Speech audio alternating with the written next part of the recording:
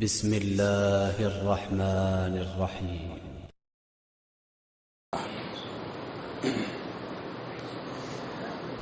إن الحمد لله نحمده ونستعينه ونستغفره ونعوذ بالله من شرور أنفسنا ومن سيئات أعمالنا.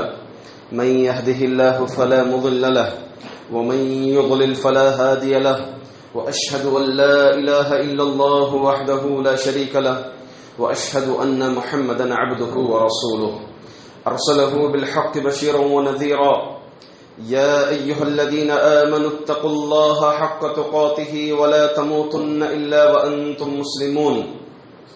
يا أيها الناس اتقوا ربكم الذي خلقكم من نفس واحدة وخلق منها زوجها وبث منهما رجالا كثيرا ونساء، واتقوا الله الذي تساءلون به والأرحام إن الله كان عليكم رقيبا. يا أيها الذين آمنوا اتقوا الله وقولوا قولا سديدا يصلح لكم أعمالكم ويغفر لكم ذنوبكم، ومن يطع الله ورسوله فقد فاز فوزا عظيما.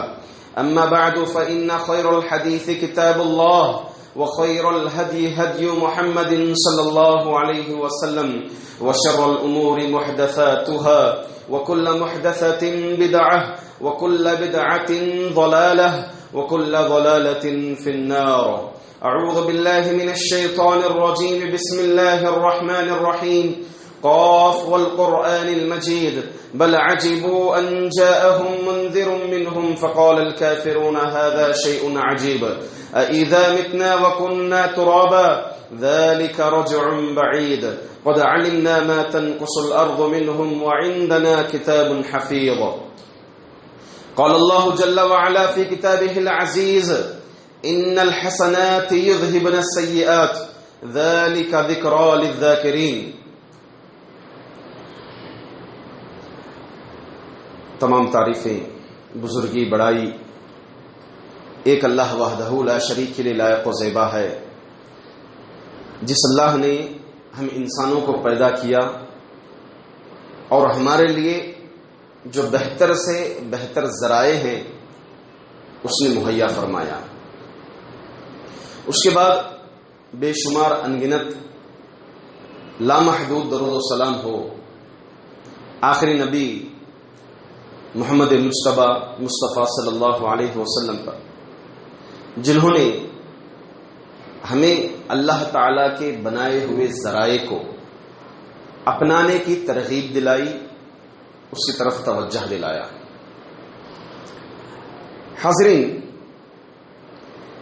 لفظ انسان یہ اگر ڈکشنری کا معنی ہم دیکھیں گے، ڈکشنری میں اس کا معنی دیکھیں گے تو بھول سے ہے، بھولاٹ سے ہے. نسیہ اس کا اصل لفظ ہے، نسیہ ینسا، اس کے معنی ہوتے ہیں بھول جانا. تو لفظ انسان لغوی اعتبار سے، ڈکشنری اعتبار سے بھولنے والا، گناہ کرنے والا. ظاہر سی بات ہے گناہ تبھی ہو جاتا ہے جب انسان اللہ تعالیٰ کی نعمتوں کو بھول جاتا ہے، اس کے اللہ تعالیٰ جو نعمتیں عطا فرمائی ہیں ان نعمتوں کو بھول جاتا ہے، غلطی کر بیٹھ جاتا ہے، گناہ کر بیٹھ جاتا ہے. اسی لیے اللہ کے رسول صلی اللہ علیہ وسلم نے حدیث شریف میں فرمایا کل بنی آدم خطاء، آدم کی اولاد، ہر آدم کی اولاد گناہوں کا پتلا ہے. کوئی بشر، انسان ایسا نہیں جو گناہ نہ کیا ہو، چاہے وہ کتنا بھی بڑا ولی ہو، کتنا بھی بڑا پیر ہو، کتنا بھی بڑا عالم دین ہو، چاہے وہ کتنا بھی بڑا اپنے آپ کو گناہوں سے بچنے والا سمجھے، وہ گناہ سے کوئی بھی پاک نہیں ہے. انبیاء کے تعلق سے ایک عقیدہ آپ یہ جان لیجئے کہ انبیاء سے سہو ہوئی تھی، انبیاء سے صغیرہ سہو ہوئی تھی. انبیاء نے علی الفور اللہ تعالیٰ کی طرف رجوع کیا، توبہ کی. اللہ تعالیٰ دنیا ہی میں انبیاء علیہ السلام کو معاف فرما دیا، ان کے گناہوں کو دھو دیا اللہ رب العزت. تو لہٰذا انبیاء سے کبیرہ گناہ سرزد نہیں ہوتے، صغیرہ گناہ سرزد ہوئے تھے تبھی علی الفور اللہ تعالیٰ کی طرف رجوع ہوئے. چاہے حضرت آدم علیہ الصلوۃ والسلام ہو، نوح علیہ الصلوۃ والسلام ہو، ابراہیم علیہ الصلوۃ والسلام ہو، علی الفور رجوع ہوئے اللہ تعالیٰ کی طرف، تو اللہ تعالیٰ ان کے گناہ جو ہے دنیا ہی میں مٹا دیا. تو میرے کہ انبیاء سے ہٹ کر کے اگر بات کروں میں، ہر انسان گناہوں کا پتلا ہے، گناہ کرتا ہے.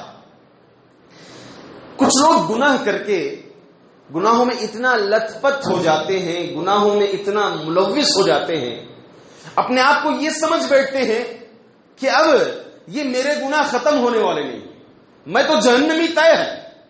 وہ مایوس ہو جاتا ہے کہ اب میرے لیے کوئی راہیں نہیں ہے، میرے لیے کوئی دروازے نہیں ہیں کہ میں اللہ کی طرف رجوع ہو سکوں، اپنے گناہوں کو دھل سکوں، اپنے گناہوں کو پار کر کے اللہ کے راستے پر آ سکوں.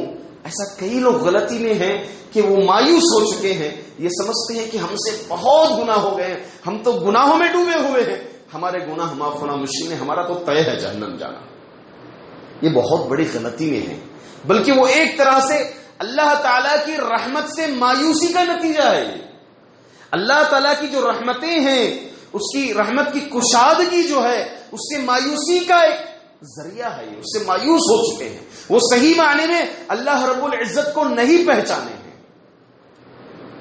اس کے علاوہ کچھ لوگ ایسے ہیں جو اپنے آپ کو دیندار سمجھتے ہیں، اپنے آپ کو بہت زیادہ نیکیاں کرنے والا سمجھتے ہیں.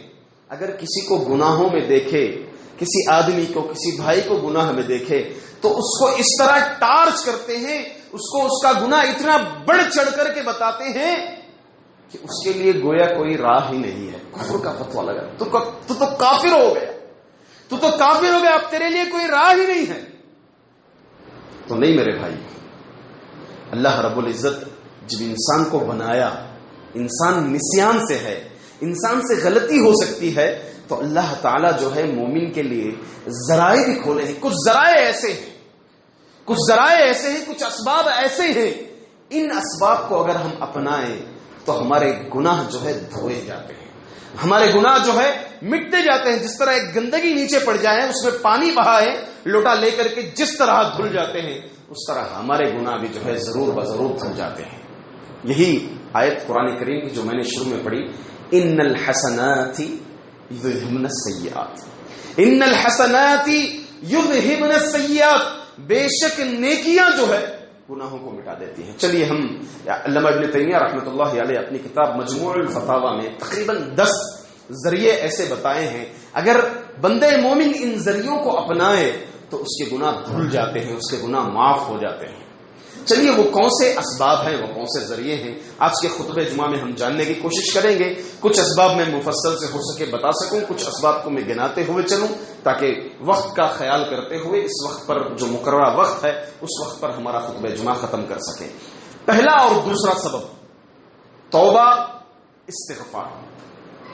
توبہ اگر آپ سنگل یہ لفظ آئیں، یہ کلمہ آئیں، تو توبہ کے معنی بھی یہی ہوتا ہے اور استغفار کے معنی بھی یہی ہوتے ہیں. اگر دونوں کو اکٹھا لا لیا جائے تو دونوں میں ایک باریک فرق ہے، ایک لطیف فرق ہے جس کو علماء اکرام نے بیان کیا ہے. وہ یہ ہے کہ استغفار کہتے ہیں دعا کے ذریعے سے اپنے گناہوں کی بخشش طلب کرنا. اے اللہ معاف فرما دے، اے اللہ میں نے یہ گناہ کیے ہیں معاف فرما دے، اے اللہ میں نے وہ گناہ کیا ہے مجھے معاف فرما دے. دعا کے ذریعے سے اپنے گناہوں کی بخشش طلب کرنا، اس کو کہتے ہیں استغفار. جبکہ توبہ اپنے گناہوں پر شرمندہ ہونا، اپنے گناہوں پر شرمندہ ہونا اور یہ طے کرنا، یہ عزم کرنا کہ میں اگلی بار اس گناہ پر قدم نہیں رکھوں گا، اس کو کہتے ہیں توبہ. کب؟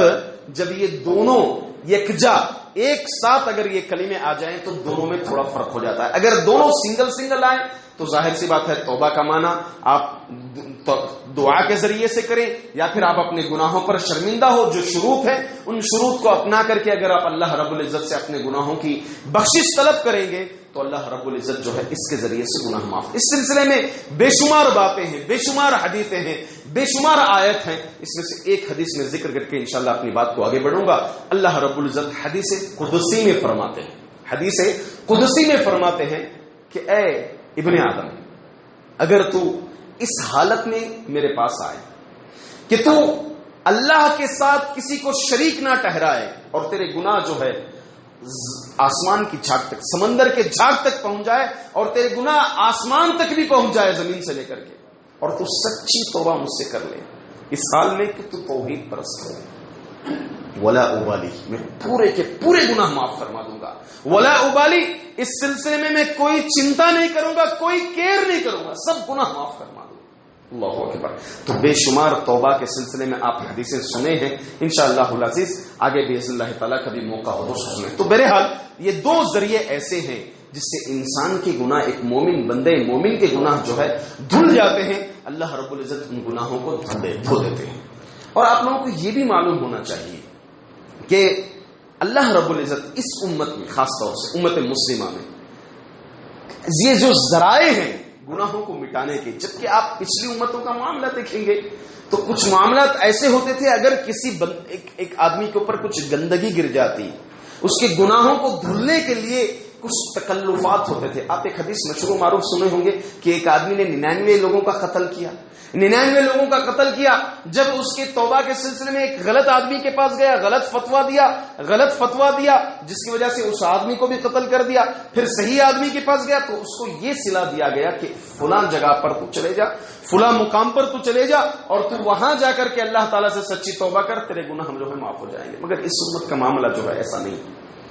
آپ توبہ کبھی بھی کہیں بھی کر سکتے ہیں، آپ اللہ رب العزت سے آپ گڑ گڑائیں اپنے گناہوں، بس جو شروط ہیں ان شروط کے ذریعے سے اگر آپ مانگیں اللہ رب العزت سے تو اللہ تعالیٰ آپ کے گناہ معاف فرما دیتے ہیں۔ تیسرا ذریعہ ہے نیکیاں۔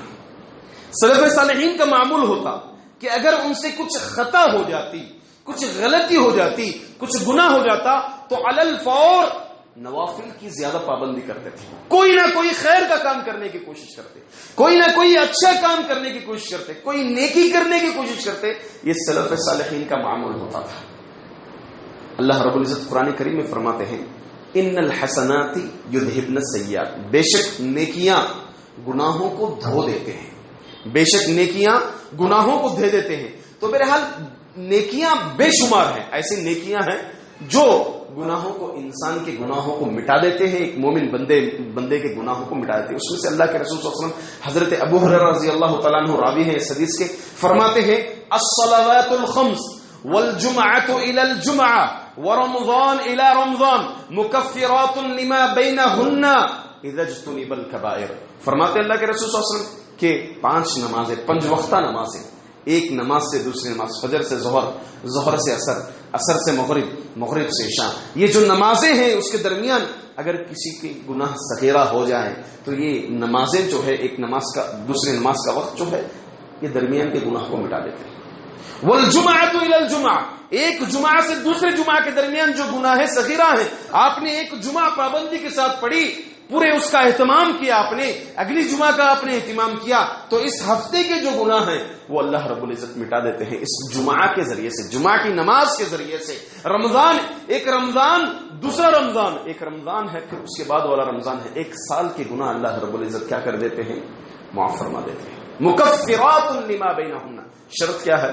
اذا اجتنب الکبائر، ہاں وہ آدمی کبیرہ گناہوں سے بچ کے رہے، کبیرہ گناہوں کا سرزد نہ ہو، کبیرہ گناہوں کا مرتکب نہ ہو۔ شرط یہ ہے، تو ظاہر سی بات ہے یہ نمازوں کے درمیان کا وقفہ، سب آپ کی نمازیں اس سب گناہوں کو مٹا دیتی ہیں۔ آپ نے سنا ہوگا وضو، اسباغ الوضو، اچھے طرح سے وضو کرنا، آپ کا وضو کرنے کے بعد آپ کے وضو کے قطرے جو ہے یہ گناہوں کو مٹاتے جاتے ہیں۔ آپ کا گھر سے نکل کر کے مسجد کو آنا، پیدل جو آپ قدم قدم رکھ کر کے آتے ہیں اس سے جو ہے آپ کے گناہ مٹتے جاتے ہیں اور آپ کے درجات بلند ہوتے جاتے ہیں۔ اسی طرح سے من قام رمضان، من صام رمضان ایمانا واحتسابا غفر له ما تقدم من ذنبه، جو کوئی رمضان کے روزے ایمان و احتساب کے ساتھ رکھا، رمضان کا مہینہ آ رہا ہے، ایمان و احتساب، ایمان و احتساب، اس سلسلے میں آپ کو بتا دوں کہ ایمان و احتساب کیا ہے، یا عموماً ہم ترجمہ کر لیے ہیں، اس کی شرح ہم نہیں سمجھے ہیں۔ ایمان یہ کہیں گے کہ توحید پرست ہو، وہ شرک کا کام نہ کریں۔ احتساب اللہ رب العزت سے نیکی کی امید رکھتے ہوئے کہ اللہ رب العزت اس روزے کا بدلہ دے گا۔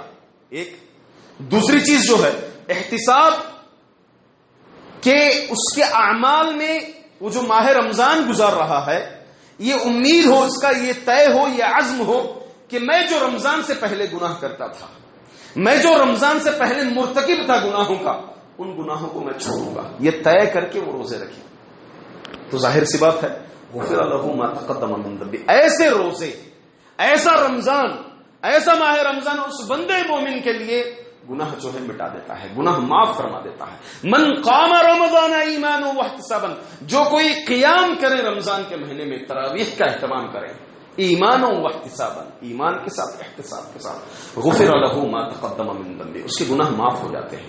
من قام فی لیلۃ القدر، جو کوئی لیلۃ القدر میں قیام فرمائے، ایمان و احتسابا، ایمان و احتساب کے ساتھ، غفر لہ ما تقدم من ذنبہ. تو بہرحال بے شمار نیکیاں ایسی ہیں جو گناہوں کو دھو دیتی ہیں، گناہوں کو مٹا دیتی ہیں. اسی طرح سے عاشوراء کا روزہ ہے، اسی طرح سے دیگر روزے ہیں، عشر ذی الحجہ، 9 ذی الحجہ کا روزہ ہے، یہ بھی جو ہے گناہوں کو مٹا دیتا ہے. تو بے شمار نیکیاں ہیں جو گناہوں کو مٹا دیتے ہیں. نمبر 4، مومنوں کو پہنچنے والی مصیبتیں، مصیبتیں جو آفتیں آتی ہیں، پریشانی آتی ہیں، کس کو؟ مومن کو. اور شرط یہ ہے کہ اس پریشانی پر، اس مصیبت پر وہ صبر کرے. صبر نہیں کیے بغیر اگر وہ ان مصیبتوں کو جھیلتا ہے، ان مصیبتوں کا سامنا کرتا ہے بغیر صبر کے، چلاتے ہوئے شکوے شکایات کو اپنی زبان پر رکھ کر کے، تو معاف کرنا. ایسی مصیبتیں، ایسی آفتیں جو ہے اس کے حق میں جو ہے اس کے گناہوں کو نہیں مٹائیں گی. صبر کرے وہ بھی صبر کیسا؟ مصیبت جیسے ہی پہنچی، تکلیف اس کو جیسے ہی پہنچی، اللہ کے رسول صلی اللہ علیہ وسلم نے فرمایا انما الصبر عند صدمۃ الاولی، صبر جب صدمہ پہلے ہی پہنچتا ہے نا، پہلے ہی شروعات سے صبر اسٹارٹ ہو جانا. ایسا نہیں کہ مصیبت آئی، تکلیف آئی، رویا دھویا، شکوے کیا، شکایتیں کیا، مصیبت نہیں جا رہی اور یہ کہہ رہا ہے کہ اب کیا کرنا، صبر ہی کرنا. تو ایسا جو ہے صبر جو ہے نہیں میرے بھائیوں، بلکہ انما الصبر عند الصدمۃ الاولی، پہلے ہی مرحلے سے صبر اگر کوئی کرے گا تو اس کے گناہ جو ہے مٹا دیتے ہیں. اللہ کے رسول صلی اللہ علیہ وسلم فرماتے ہیں اذا اراد اللہ بعبده خیرا عجل له العقوبۃ فی الدنیا واذا اراد اللہ بعبده الشر امسک عنه ذنبه حتی یوافی به یوم القیامہ. اللہ تعالیٰ جب کسی بندے کے ساتھ خیر کا ارادہ کرتا ہے تو علی الفور اسے مصیبتیں، تھوڑا پریشانیاں اللہ رب العزت آزماتے زیادہ ہیں، تاکہ جو ہے دنیا ہی میں اس کا معاملہ کلیئر ہو جائے اور آخرت میں ایک دم صاف ہو، اس کو جنت میں اللہ رب العزت بھیج دے. اس کے برعکس جب اللہ تعالیٰ کسی بندے کے ساتھ شر کا ارادہ کرتے ہیں، اس کو موقع دیتے ہیں، مہلت دیتے ہیں، گناہ پہ گناہ کرتے جاتا ہے، مہلت دیتے ہیں، کل قیامت کے دن اس کے گناہوں کو پکڑتے ہیں، کل قیامت کے دن اس کے گناہوں کو پکڑتے ہیں. اور مصیبتیں، آفتیں انبیاء کے بعد سب سے زیادہ نیک لوگوں پر آئیں گے. جنہیں سب سے زیادہ مصیبتیں آتی ہیں، اللہ کے رسول صلی اللہ علیہ وسلم نے فرمایا ثم الامثل فالامثل، سب سے زیادہ آزمائشیں، سب سے زیادہ مصیبتیں، آفتیں انبیاء کو آتی ہیں. پھر ان جیسے لوگ جو نیکی کی کیٹیگری میں ہائی لیول کے ہو، ایسے لوگوں کو مصیبتیں آتی ہیں، آفتیں آتی ہیں. ہم کچھ بخار آ گئی، کچھ تکلیفیں آ گئی، کچھ مرض آ گئی، شکوے شکایتیں شروع کر دیتے ہیں، گالیاں دے دیتے ہیں اس مرض کو. آپ دیکھیں اللہ کے رسول صلی اللہ علیہ وسلم، جابر بن عبداللہ رضی اللہ تعالیٰ عنہ راوی ہیں اس حدیث کے. آپ صلی اللہ علیہ وسلم ایک صحابیہ کے پاس گئے، ام السائب رضی اللہ تعالیٰ عنہ بخار میں مبتلا تھی اور بہت سخت بخار تھی. فوراً اللہ کے رسول صلی اللہ علیہ وسلم حال چال پوچھا تو بخار کو برا بھلا کہنے لگے. تو آپ صلی اللہ علیہ وسلم نے فرمایا لا تسب الحمى فإنها تذهب خطايا بني آدم كما يذهب الكير خبث الحديد. فرمایا کہ بخار کو گالی مت دو، بخار کو گالی مت دو، اس لیے کہ یہ گناہوں کو لے جاتی ہے، گناہوں کو مٹا دیتی ہے، صاف کر دیتی ہے. جس طرح لوہے کی گندگی کو بھٹی صاف کر دیتی ہے، ویسے بخار جو ہے گناہوں کو صاف کر دیتی ہے. مومن بندے کو جو بھی مصیبت آتی ہے، آفت آتی ہے، وہ گناہوں کو دھو دیتی ہے. وہ مصیبت، وہ تکلیف جو ہے گناہوں کو دھو دیتی ہے. حتیٰ کہ چھوٹی تکلیف، چھوٹی مصیبت بھی اللہ کے رسول صلی اللہ علیہ وسلم نے مثال دی ما یصیب المؤمن من وصب ولا نصب ولا ہم ولا حزن حتى الشوكة یشاکیها الا کفر اللہ بہ خطایاہ. فرماتے ہیں اللہ کے رسول صلی اللہ علیہ وسلم کہ کسی مومن کو کوئی تکلیف، کوئی مصیبت، کوئی غم، کوئی پریشانی جو لاحق ہوتی ہے، یہاں تک کہ ایک کانٹا بھی اس کے پیر میں چبھے، اس کانٹے کے چبھنے کے بدلے اللہ رب العزت اس کے گناہ کو مٹا دیتے ہیں. میرے بھائیوں، مصیبتوں کو سامنا کرنا سیکھے، فیس کرنا سیکھے، تکلیفوں کو صبر کے ذریعے سے فیس کرنا سیکھے، مقابلہ کرے مصیبتوں کا، ان مصیبتوں کو نشانہ بنا، ان مصیبتوں کو ٹارگیٹ کر کے ان مصیبتوں کو گالیاں دینا یا زبان سے شکوے شکایات کرنا ایک مومن بندے کی علامت نہیں ہوتی ہے۔ اس لیے مومن بندے کا معاملہ خیر ہے کہ اگر اس کو مصیبت بھی پہنچتی ہے اس پہ صبر کرتا ہے تو اس کے گناہ جو ہے مٹتے جاتے ہیں۔ اسی طرح سے ایک مومن بندے کو اپنی زندگی میں رہتے ہوئے اس کی موت کے بعد کا خیال کرتے ہوئے کچھ ایسے اعمال انجام دے، کچھ ایسے کام انجام دے جو اس کی موت کے بعد بھی اس کے گناہوں کو مٹائے جا رہے ہیں۔ اللہ اکبر۔ کیا فرمایا اللہ کے رسول صلی اللہ علیہ وسلم؟ اذا مات الانسان انقطع عنه عمله الا من ثلاث۔ جب انسان مر جاتا ہے تو پورے اعمال منقطع ہو جاتے ہیں، صرف 3 ذریعے ہوتے ہیں: ولد صالح يدعو له، نیک اولاد دعا کرے، یا پھر جو ہے صدقۃ جاریہ، صدقہ جاریہ، او علم ينتفع به، یا پھر ایسا علم جس کے ذریعے سے فائدہ اٹھایا جائے، اس کے بعد کچھ ایسے کام کر دے۔ اس کی زندگی میں صدقہ جاریہ کے بے شمار ذرائع ہیں۔ اسی طرح سے کچھ ایسے کام اگر وہ دنیا میں کر دیا اس کی موت کے بعد بھی ساتھ دے رہے ہیں، یہاں اجر میں اضافہ بھی ہوتا رہے گا، دروازہ نیکیاں داخل ہونے کا دروازہ بھی کھلا رہے گا، اور گناہ مٹنے کے لیے وہ دروازہ بھی جاری رہے گا۔ بندہ مومن اللہ رب العزت سے کہتا ہے، اس کو عالم برزخ میں رہتا ہے، اس کے درجات بلند ہوتے ہیں، کہتا ہے انا ھذا، اللہ تعالیٰ سے کہے گا کہ اللہ یہ کون سا ذریعہ ہے، یہ کون سا سبب ہے، یہ کس وجہ سے میرے درجات بلند ہو رہے ہیں؟ تو اللہ تعالیٰ کہے گا استغفار ولدک، تیرا لڑکا جو ہے تیرے لیے استغفار طلب کر رہا ہے، تیرا لڑکا، تیرا اولاد، تیرا بچہ جو ہے تیرے حق میں استغفار طلب کر رہا ہے، صرف اس کے ذریعے سے تیرے درجات بلند ہو رہے ہیں۔ میرے بھائیوں، اپنے بچوں کو دیندار بنائیں، اپنے بچوں کو دینی تعلیم بھی دیں۔ آپ دنیاوی تعلیم سے آراستہ کیجئے، اچھے اونچائی منازل طے کروائیے، مگر اس کے ساتھ ساتھ اس کو دینی تعلیم بھی دیں، اس کو دین سے آگاہ بھی کروائیں کہ آپ کی وفات کے بعد آپ کے گناہ مٹانے کا ذریعہ بن سکے، آپ کے درجات بلند کرنے کا ذریعہ بن سکے۔ تو اپنے اولاد کی اس طرح تربیت کریں۔ تو بہرحال اس کے علاوہ بھی مومن بندے کے حق میں استغفار کرنا، دعا کرنا، تو ایک مومن دوسرے مومن کے لیے جب استغفار طلب کرتا ہے تو اس کے گناہ مٹتے جاتے ہیں۔ اسی طرح سے قیامت کے دن کی آزمائش، قیامت کے دن کی تکلیفوں سے بھی بندے مومن کے گناہ مٹتے جاتے ہیں۔ اسی طرح قبر کی تکلیفوں سے بھی مومن بندے کے گناہ جو ہے مٹتے جاتے ہیں۔ یہ کچھ ذرائع ہیں جس کے ذریعے سے انسان کے گناہ کی بخشش ہوتی ہے۔ لہذا ماہ رمضان آ رہا ہے، رمضان کا مہینہ آ رہا ہے، ہم کوشش کریں ان ذرائع کو اپنائیں، بڑھ چڑھ کر کے نیکیوں میں ہم آگے بڑھیں اور نیکیاں زیادہ سے زیادہ کرنے کی ہم کوشش کریں۔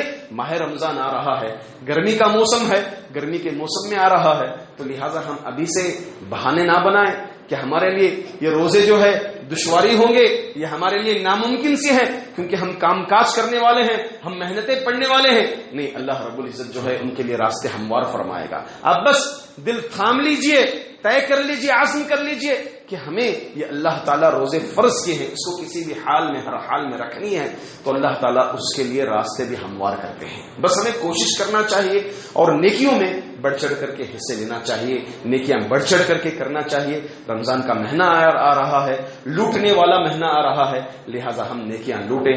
آخر میں اللہ تعالیٰ سے دعا ہے کہ اللہ تعالیٰ ہم تمام کو ان ذرائع اپنانے کی توفیق عطا فرمائے جن سے گناہوں کی بخشش ہوتی ہے۔ اللہ تعالیٰ ہمیں بڑھ چڑھ کر کے نیکیاں کرنے کی توفیق عطا فرمائے۔ اللہ تعالیٰ ہم دوسرے مومنوں کے حق میں دعائیں کرنے والا بنائے۔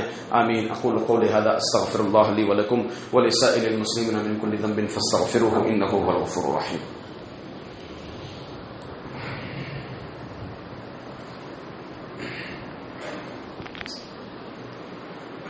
إن الحمد لله نحمده ونستعينه ونستغفره ونعوذ بالله من شرور أنفسنا ومن سيئات أعمالنا من يهده الله فلا مضل له ومن يضلل فلا هادي له وأشهد أن لا إله إلا الله وحده لا شريك له وأشهد أن محمدا عبده ورسوله أرسله بالحق بشيرا ونذيرا أما بعد فأعوذ بالله من الشيطان الرجيم إن الله وملائكته يصلون على النبي يا أيها الذين آمنوا صلوا عليه وسلموا تسليما اللهم صل على محمد وعلى آل محمد كما صليت على إبراهيم وعلى آل إبراهيم إنك حميد مجيد.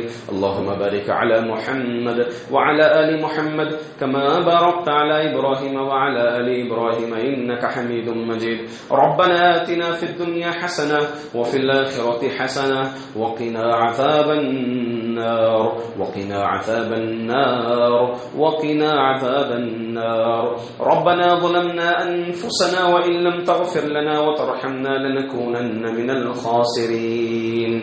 ربنا لا تؤاخذنا إن نسينا أو أخطأنا. ربنا ولا تحمل علينا إصرا كما حملته على الذين من قبلنا. ربنا ولا تحملنا ما لا طاقة لنا به واعف عنا واغفر لنا وارحمنا أنت مولانا فانصرنا على القوم الكافرين. اللهم أعز الإسلام والمسلمين. اللهم أعز الإسلام والمسلمين. اللهم أعز الإسلام والمسلمين. اللهم أذل الشرك والمشركين. اللهم أذل الشرك والمشركين. اللهم دمر أعداء الدين. اللهم دمر ديارهم. اللهم دمر ديارهم وشتت شملهم وفرق جمعهم وقتل شبانهم ويتم أطفالهم. عباد الله رحمني ورحمكم الله، إن الله يأمر بالعدل والإحسان وإيتاء ذي القربى وينهى عن الفحشاء والمنكر والبغي يعظكم لعلكم تذكرون. اذكروا الله يذكركم وادعوه يستجب لكم ولذكر الله أكبر والله يعلم ما تصنعون.